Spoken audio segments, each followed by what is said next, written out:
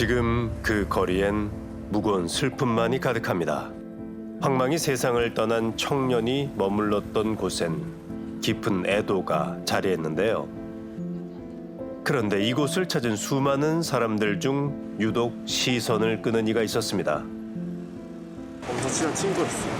집에도 놀러 가고 이 근처에서 방 구하려고 왔던 것 같아요. 저번 주까지 연락하다가 약속 잡자 이러고 있었는데 저 통에 들어가지고 그래서 일주일이 남았습니다. 숨진 이가 얼마 전까지 연락을 했던 친구랍니다. 끔찍한 현실이 도무지 믿어지지 않는다는데요. 진짜 열심히 살던 친구였어요. 힘든 얘기 잘 안 하고 학생회장 일하고 했거든요. 근데 공부도 잘하고 친구들도 진짜 많이 사귀고 늘 웃던 친구였거든요. 정말. 항상 남들 웃기게 해주려고 하고 그래서 사실 열심히 사는 모습이 제일 멋있는 친구였어요. 대학 졸업을 한 달 앞두고 있었다는 친구는 22살의 승현 씨.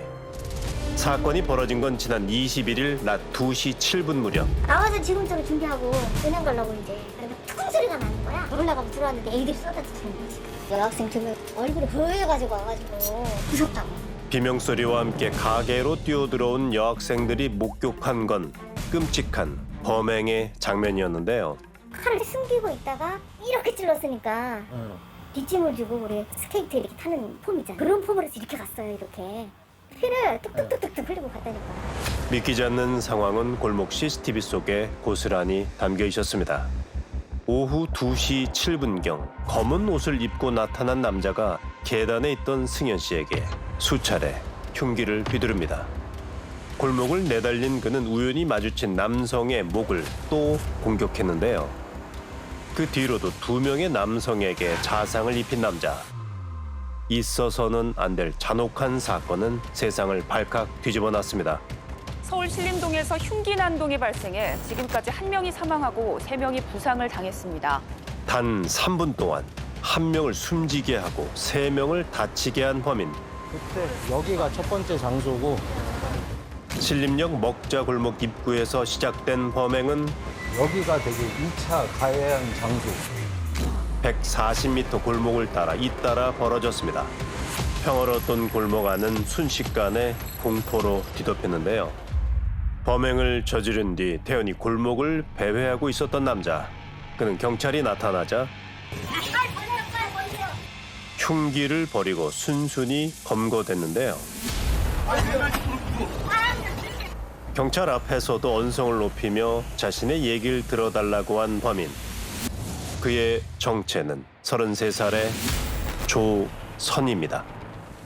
우린 오랫동안 조 씨를 알고 지냈다는 지인을 만나봤습니다. 좀 충격이긴 하죠. 전 이해가 안 되는 게 이거죠. 그 두 번째 영상 때 얘가 뛰는 거 보고 그냥 도망가는 줄 알았거든요. 도망가는 줄 알았는데 이거 또 찔러버리니까 좀 진짜 미친놈인 줄 알았어요. 성원이 그럴 깡이 안 돼. 다 이러거든요.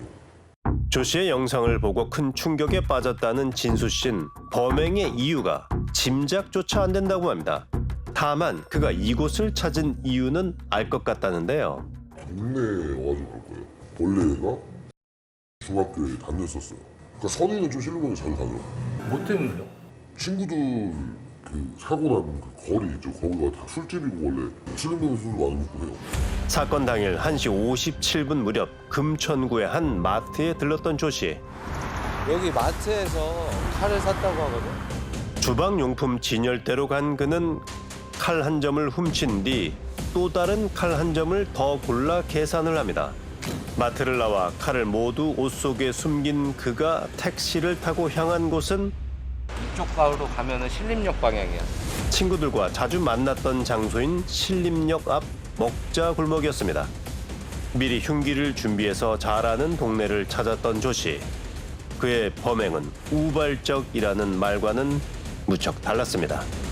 실제로 경찰 조사에서 조 씨가 범행 하루 전 컴퓨터를 망치로 부수고 휴대전화를 초기화시킨 사실이 밝혀지기도 했는데요.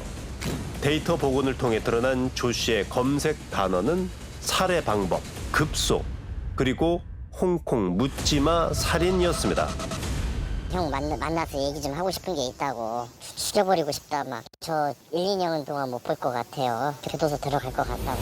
대체 그는 뭘 계획했던 걸까? 영장 실질 심사를 앞둔 그에게 수많은 질문이 쏟아졌는데요. 언제부터 준비했습니까? 죄송합니다. 펜타닐 복용했다는 말은 왜 번복하셨습니까? 죄송합니다. 예전부터 너무 안 좋은 상황에 있었던 게 제가 너무 잘못한 일인 것 같습니다. 아니 저는 그냥 쓸모없는 사람이죠. 자신의 상황이 좋지 않아 범행을 저질렀다는 조 씨. 그는 경찰에 체포됐을 때도 비슷한 말을 남겼습니다. 왜 나한테 이렇게 여태까지 잘못하기 편한데 열심히 살아야 해도 안 되더라고. 다 죽였습니다. 조선. 그는 어떤 사람일까? 선이가 중학교 국영고시로 공부를 하던데 얘가 이제 어렸을 때 좀 소년원을 뭐 갔다 왔거든요. 어떠한 이유? 뭐 오토바이 막 훔치거나 절도 아닌 폭행. 학창 시절부터 절도와 폭행으로 문제를 일으켰다는 조 씨. 소년부로 송치된 전력만 해도 14건이라는 그는 1년 7개월의 소년원 생활을 했다고 합니다. 성인이 된 뒤에도 교통법규를 위반한 차량을 고의로 들이받아 보험 사기를 친 혐의로 벌금을 물기도 했던 조 씨. 최근 그는 사행성 게임장을 운영했다고 합니다. 1년 전까지만 해도 게임장 하고 있었어갖고 게임장은 게임을 하면은 어느 정도 이제 롤링기라고 하거든요. 그 배팅에 대해서 수당을 사장한테 내려주는 좀 이런 시스템이에요. 그래서 그런 것 때문에 조금 배팅을 하다 보니까 좀 망가졌다고. 큰 돈을 벌려고 했지만 되레 빚만 커졌다는 조 씨는 그 뒤 일용직을 시작했습니다. 그렇다면 함께 일했던 동료들은 그를 어떻게 기억할까? 근데 이 친구가 이제 현장을 나가라 청소다 잘 나왔어요 꾸준히. 근데 요 전에 한번 빵꾸를 내고 끝에는 결국은 11월 달에 이제 안 나오고 연락이 아예 안 된 거예요. 처음엔 성실히 일을 하나 싶었지만 갖은 이유로 결근을 한 그의 근무 일자는 2달 중 15일이 전부라는데요. 조선을 기억하는 동료는 더 있었습니다. 공사하다 보면 물이 새가지고 물을 좀 빼야 돼요. 그거 어렵지 않거든요. 1시간이면 끝나는 일이에요. 그런데 그 일을 한 4시간 동안 했어요. 좀 쉬고 싶다, 하기 싫다. 왜 다른 사람들에 비해서 너무 힘든 거 아니냐. 제가 많이 노력했다잖아요. 노력했는데 사실 그걸 분명 검거 당시 조 씨는 이런 얘기를 했습니다. 열심히 살아야 해도 안 되더라고. 노력했는데 사실 그걸 노력한 거 그거 하고 노력했다고 하면은 안 되는 거죠. 출근도 제대로 안 하면서 애초에 너무 작은 것도 자기가 크게 받아들여가지고 불평불만 갖는 성격이 아닌가. 조 씨가 품은 불만은 업무에 관한 것만이 아니었다고 합니다. 하루 종일 같이 붙어서 일하다 보니까는 얘기를 엄청 많이 해요. 자기 이야기나 뭐 인생 이야기나 할머니하고 한번 같이 지내면서 부모님의 사랑을 못 받았다. 그것 때문에 많이 삐뚤어졌다. 그런 얘기를 하더라고요. 신세 한탄하듯이. 자신이 삐뚤어진 이유가 결핍 때문이라며 가정 환경을 탓했다는 겁니다. 전문가는 조 씨의 진술에 몇 가지 특징이 있다고 말합니다. 그러면 이 사람의 경우에는 자신의 행위를 합리화하기 위해서 환경이나 남 탓을 하고 있다라고 보여집니다. 본인의 어떤 그 잘못된 행동이나 이런 것을 남 탓이나 환경 탓으로 돌리게 되면 마치 그게 진실인 것처럼 자신의 행위를 합리화하는 기술들이 발전하게 되는데 이 사람도 그런 의식으로 어린 시절부터 계속 누적해 왔을 가능성이 높고 또 자신은 열심히 노력하려고 했으나 사회적으로 자기가 그 인정받지 못하는 점이 문제점이라고 생각하고 있다는 거죠. 끝없이 남 탓을 하며 자신의 문제를 합리화했다는 조 씨. 그의 범행 방식에도 주목할 점이 있다고 지적합니다. 보통 이제 묻지마 범죄는 여성이나 신체적 약자를 주로 대상으로 공격을 하는 것인데 이 사건은 이 사람이 주로 자신과 유사한 연령대의 남성들을 공격했다는 것이 조금 차이가 있다 보여지고 또 피해자를 공격할 때 직접 대면을 한 것이 아니라 뒷면에서 주로 공격했다는 점을 주목할 필요가 있다. 정면이 아닌 무방비 상태에 놓인 피해자의 옆과 뒤를 노려 범행을 저질렀던 조 씨. 그가 노린 피해자는 하나같이 남성이었는데요. 남자랑 공격했다는 게 이제 남자들한테 뭐 그게 열등감이 있나. 4년 전인가 5년 전에 저희가 좀 한 번씩 만났을 때 친구들 막 차 좋은 거 타고 막 누구는 이제 결혼도 해야 되고 누구는 이제 게임장 하고 있었어갖고 너네 보니까 옛날에는 막 진짜 안 가렸을 것도 같은 애들이 막 이러니까 아주 너네 부럽다. 어린 시절 친구들이 하나둘 자리를 잡는 걸 보며 조 씨가 열등감을 느꼈다는 겁니다. 그렇다면 더 이해되지 않습니다. 조 씨는 왜 열등감을 느꼈던 대상이 아닌 일면식도 없는 사람들을 범행 대상으로 노렸을까? 그런데 조 씨가 이 동네에서 범행을 저지른 건 이번이 처음이 아니었습니다. 13년 전에도 이 골목의 한 술집에서 손님과 시비가 붙었다가 사건과 무관한 사람에게 소주병을 휘둘렀다는 조 씨.